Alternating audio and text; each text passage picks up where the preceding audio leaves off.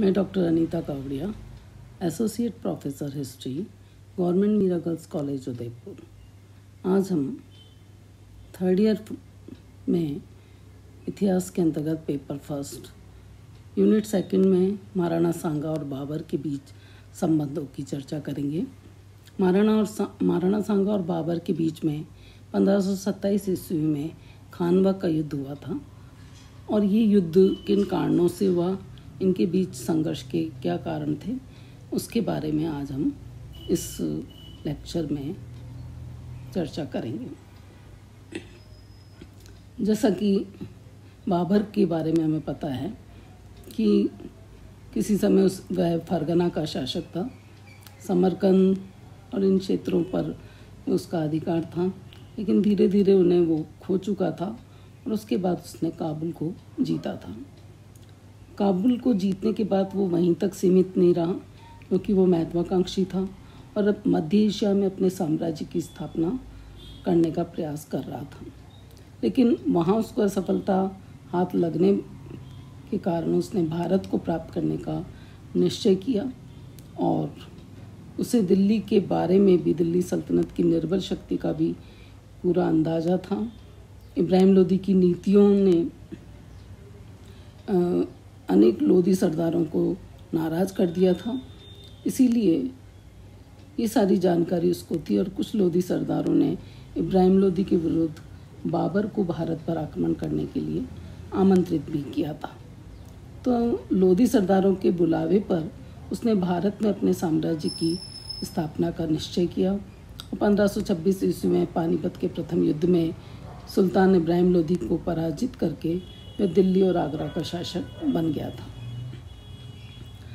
इस विजय के बाद भी उसे ये लग रहा था कि यदि उसको भारत में स्वामी बनना है, पूरी तरह से सुदृढ़ सत्ता स्थापित करनी है, तो उसे अन्य शक्तियों से भी संघर्ष करना होगा और इन शक्तियों में राजपूत शासक राणा सांगा की शक्ति सबसे प्रमुख वो मानता था।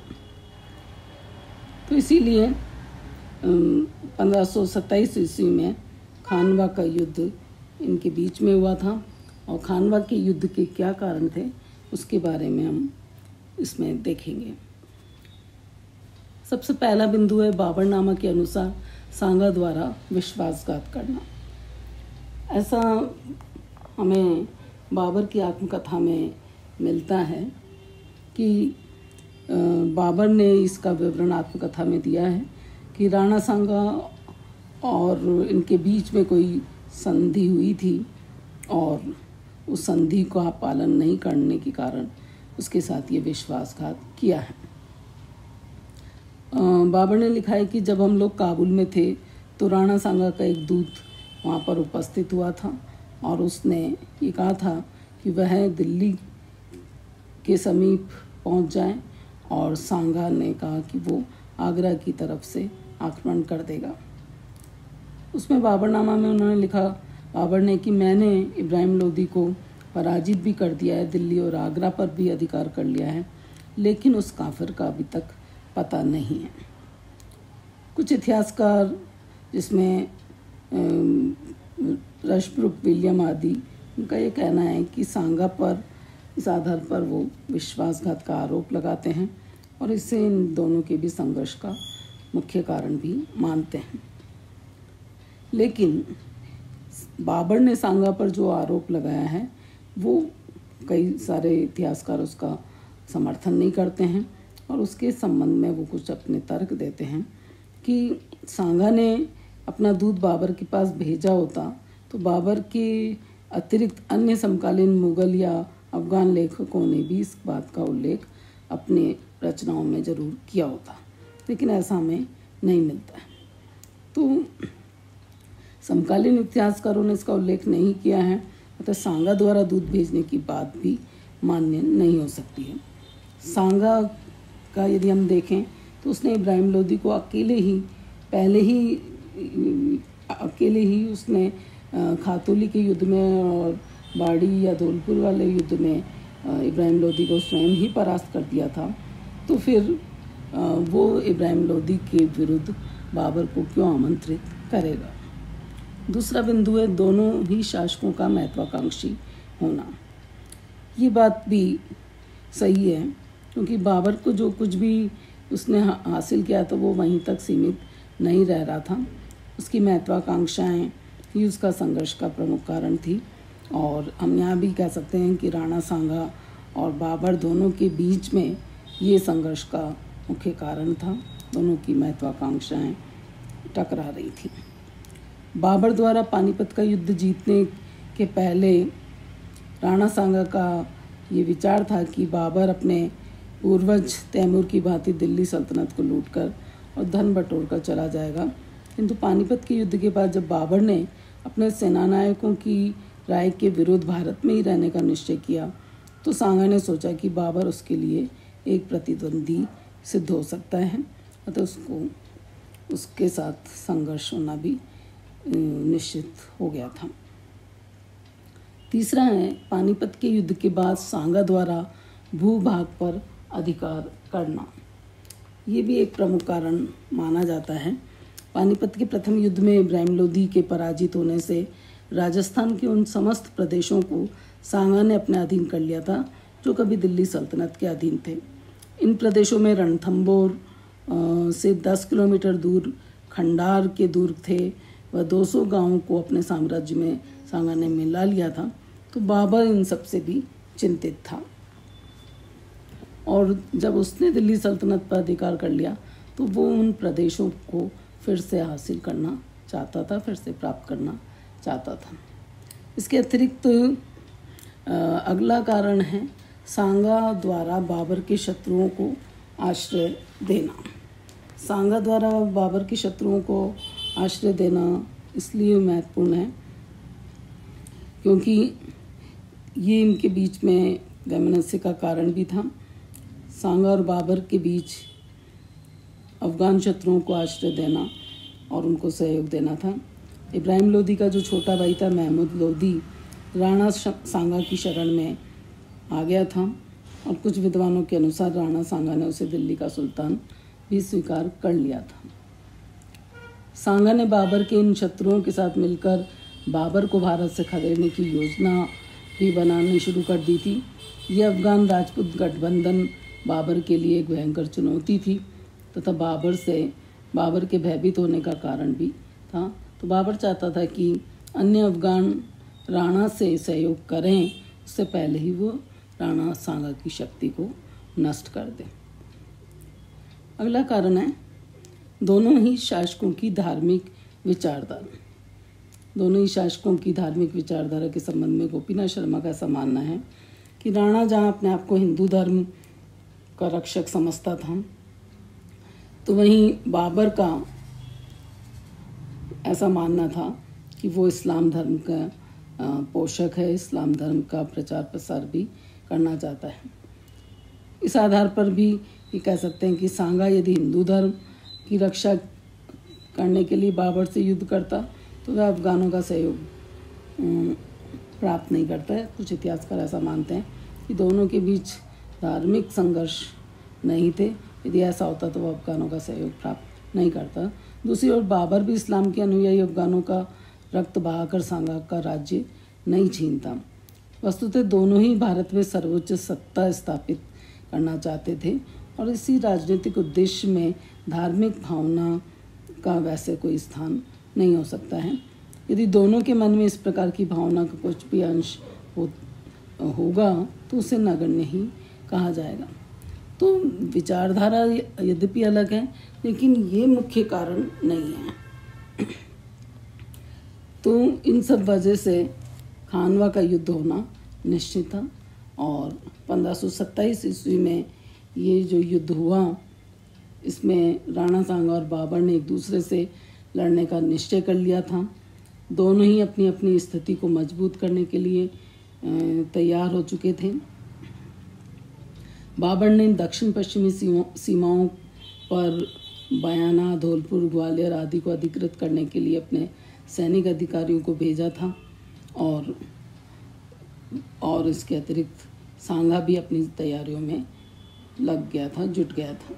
उसने बाबर के विरुद्ध संगठित होकर संघर्ष करने के लिए सभी राजपूत शासकों और सरदारों को निमंत्रण भेज दिया था, जिसकी अनुकूल प्रतिक्रिया उसे मिली थी मारवाड़ का शासक राव गांगा का पुत्र मालदेव, चंदेरी का मेदिनी राय, मेड़ता का रायमल राठौड़, सिरोही का अक्षयराज दूधा, डूंगरपुर का रावल उदय सिंह, सलूमर का रतन सिंह। इस तरह से सादड़ी, गोगुंदा आदि जो सामंत थे वो सब राणा सांगा को अपनी सेनाएं देने के लिए भी पहुंच गए थे। तो राणा सांगा के पास सभी का सहयोग था, बहुत बड़ी उसके पास सेना थी और ये युद्ध खानवा के मैदान में हुआ था। इस युद्ध के बारे में ये कहा जा सकता है, जो भी घटनाएं हुई और उसके बाद जो इसका परिणाम निकला उस युद्ध का, उसमें ये कह सकते हैं कि राणा सांगा की इसमें हार हुई थी। इतने सब सहयोग के बाद भी, बड़ी सेना सब कुछ होते हुए भी उसकी हार हुई थी। ये युद्ध दोपहर तक समाप्त हो गया था। युद्ध भूमि पर मृतक और घायल राजपूतों के अतिरिक्त कोई राजपूत सैनिक नहीं दिखाई दे रहा था। तो ये बाबर की एक निर्णायक विजय रही थी और इसके बाद, इस विजय के पश्चात बाबर ने गाजी की उपाधि धारण कर ली थी। इस युद्ध में राणा सांगा की पराजय के क्या कारण थे, इसमें हमने 5-6 बिंदु लिए हैं। पहला है राजपूत सेना में तालमेल का अभाव, दूसरा है बाबर की तुलुगमा पद्धति, तीसरा है सांगा की परंपरागत युद्ध पद्धति, चौथा है बाबर का तोपखाना, बाबर का कुशल नेतृत्व और राणा सांगा से विश्वासघात किया जाना उसी के सरदारों के द्वारा। तो पराजय के कारणों में, या हम क्या हैं कि खानवा के युद्ध में सांगा की जो निर्णायक पराजय हुई थी उसमें क्या कारण थे। तो पहला कारण राजपूत सेना में तालमेल का अभाव इतिहासकार मानते हैं। इतनी बड़ी सेना थी, अलग अलग सामंतों की, अलग अलग राजाओं की, तो वो सब अपने अपने सामंतों और राजाओं के प्रति ही स्वामी भक्ति रख रहे थे। राणा सांगा के प्रति उनकी उतनी स्वामी भक्ति नहीं थी। तुलनात्मक रूप से यदि हम बाबर की सेना में देखें तो वो सभी बाबर के प्रति स्वामी भक्त थे। यहाँ पर अलग अलग सरदारों और सामंतों के होने की वजह से वो अपने ही राजा और सामंतों तक स्वामी भक्ति प्रदर्शित कर रहे थे। ऐसी स्थिति में सेना में अनुशासन बनाए रखना संभव नहीं था। तो राजपूत सेना में आपसी तालमेल का अभाव इस युद्ध में पराजय का प्रमुख कारण कहा जा सकता है, विशाल सेना होते हुए भी। दूसरा है बाबर की सैन्य व्यवस्था, उसका रणकौशल, उसकी तुलुगमा पद्धति, जिसकी राणा सांगा को कोई खास जानकारी नहीं थी। जहाँ सांगा हमें परंपरागत युद्ध पद्धति से युद्ध करते हुए दिखाई दे रहे थे, वहीं बाबर जो था वो नवीन युद्ध व्यवस्था का प्रयोग कर रहा था। उसकी तुलुगमा पद्धति इतनी कारगर और प्रभावशाली थी कि राजपूत इस पद्धति को और बाबर की चाल को समझ नहीं सके। परिणाम ये हुआ कि अचानक वे मुगलों की सेना से घिर गए और लड़ते हुए मारे गए। तुलुगमा पद्धति के अंतर्गत आगे की तरफ तो गाड़ियाँ होती थी जो जंजीरों से बंधी होती थी और दाएं और बाएं घुड़सवार सैनिक होते थे, उसके पीछे पैदल और ये सब रहते थे। इसकी बाबर की इस तुलुगमा पद्धति की तुलना में यदि हम सांगा का रण क्षेत्र में उसका व्यू रचना देखें तो सबसे आगे उनके हाथी, रथ, फिर पैदल और फिर इस तरह से था। तो जैसे ही तोप के धमाके उधर से होते थे तो हाथी अपने ही पीछे की तरफ मुड़ के अपने ही सैनिकों को कुचलते हुए बढ़ते थे, जिसकी वजह से उस सेना में एक तरह से हलचल मच जाती थी और अनुशासनहीनता हो जाती थी। और ऐसी स्थिति में दाएं और बाएं से घुड़सवार उन पर आक्रमण करते थे। तो ये जो तुलुगमा पद्धति थी बाबर की, वो काफ़ी ही प्रभावशाली रही थी। राणा सांगा की परंपरागत युद्ध पद्धति वो कब तक जो थे तलवार और भाले उसके तोप और इनका सामना कर सकते थे। तो बाबर के पास तोप खाना उसकी विजय का एक बहुत बड़ा कारण था। मुगलों की आग उगलती हुई तोपों के समक्ष राजपूतों के परंपरागत हथियार और उनका शौर्य सफल नहीं हो सका था। इस वजह से मुगल सैनिक कुशल रणनीति अपनाते हुए परिस्थितियों को देखते हुए आगे बढ़ते थे या पीछे हटते थे, जबकि राजपूत युद्ध में मरना जानते थे, लड़ना जानते थे, लेकिन जीतने के लिए वो कूटनीति का प्रयोग नहीं समझ सकते थे।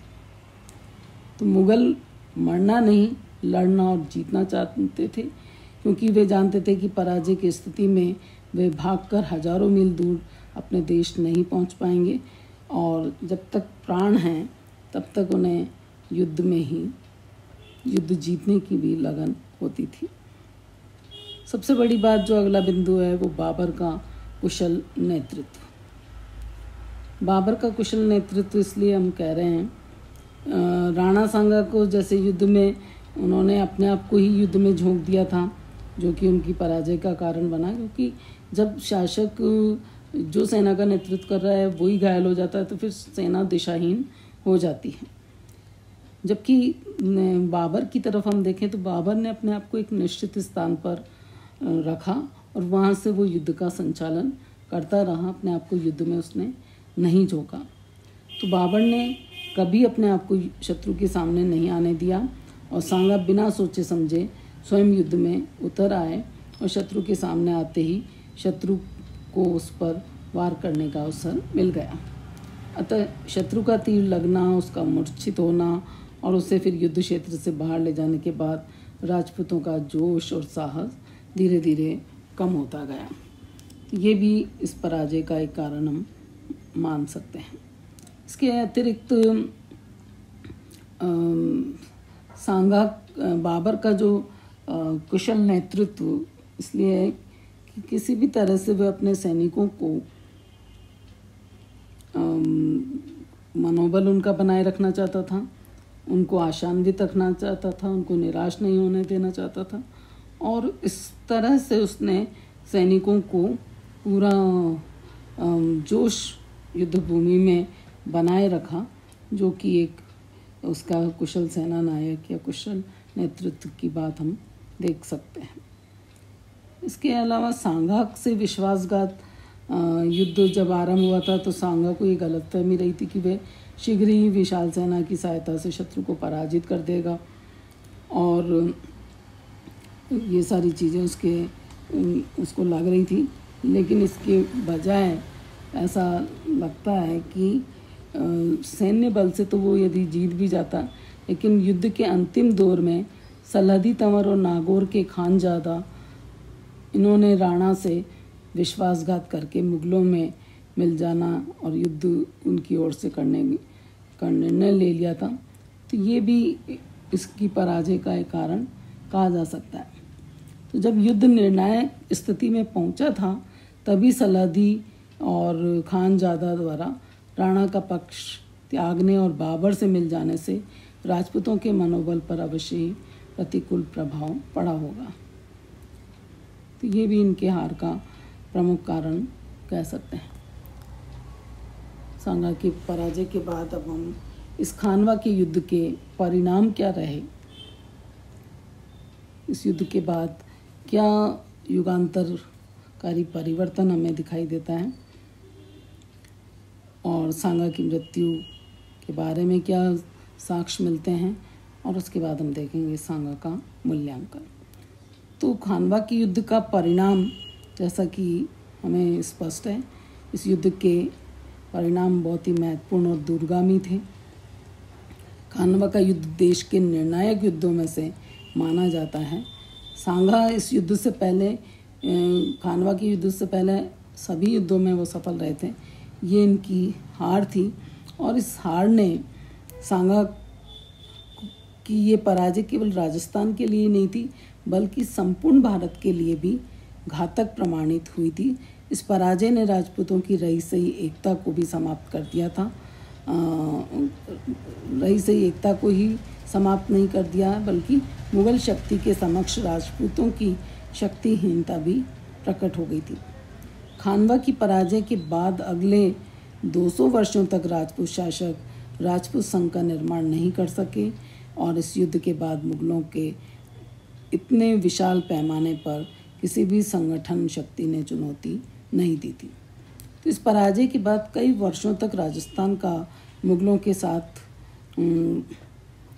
बाद में कोई खास संपर्क नहीं रहा था। राजस्थान विजय के लिए मुगलों के प्रयत्न फिर अकबर के सिंहासन रूढ़ होने के बाद ही प्रारंभ हुए थे।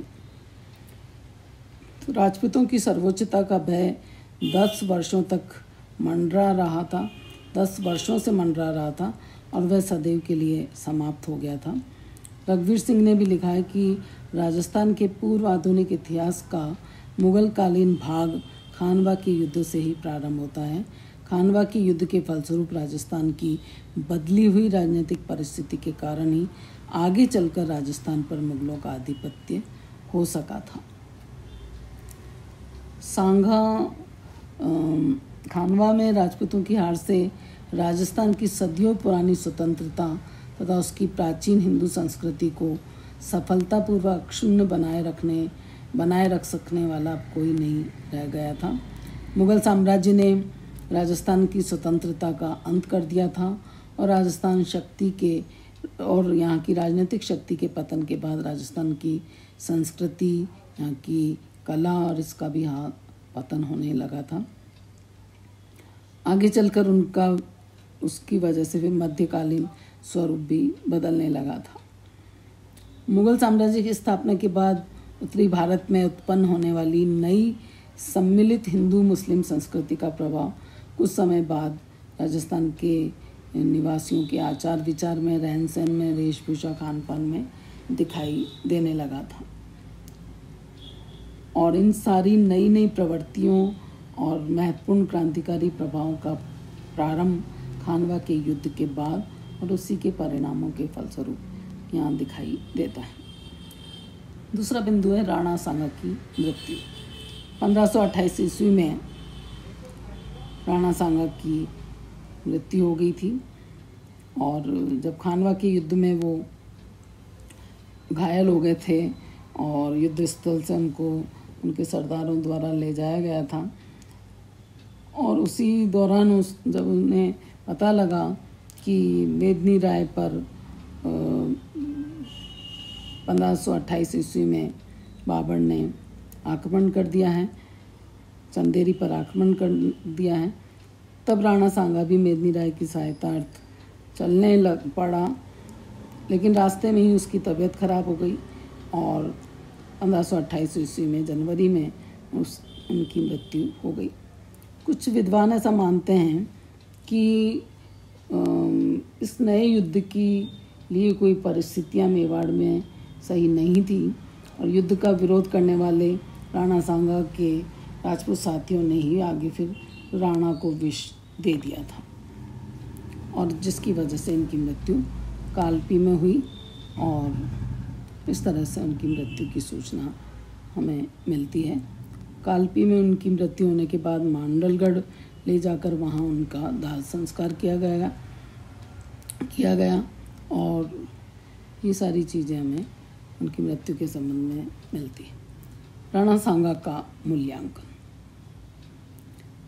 राजस्थान के इतिहास में नहीं बल्कि भारत के इतिहास में राणा सांगा का हम एक विशिष्ट स्थान देखते हैं और उसके तहत हम यहाँ पर इस बात को भी रखेंगे कि सांगा का जो युग था निरंतर युद्धों का युग रहा था और इसीलिए उसे सांस्कृतिक गतिविधियाँ और उसकी अभिवृद्धि की ओर पर्याप्त अवसर नहीं मिला था ध्यान देने का। फिर भी संघर्षों के इस युग में उसने देश के सम्मान में वृद्धि करने और उसकी रक्षा करने का अथक प्रयास किया था। सांगा ने अपने देश के गौरव की रक्षा करने में चाहे अपनी एक आँख, एक हाथ, एक टांग भी खो दी थी। इसके अलावा उसके शरीर पर भी भिन्न भिन्न जगह उनके तलवार आदि के घाव थे जो कि 80 के करीब मानते हैं। फिर भी वह अंतिम समय तक युद्ध लड़ता रहा। गोपीनाथ शर्मा ने भी लिखा है कि उसने अपने चरित्र बल से उस जमाने में इस बात की पुष्टि कर दी थी कि वह उच्च पद और चतुराई की अपेक्षा स्वदेश रक्षा और मानव धर्म का पालन करने की क्षमता का अधिक महत्व रखता है। उसने हिम्मत और वीरता के आचरण को अपनाकर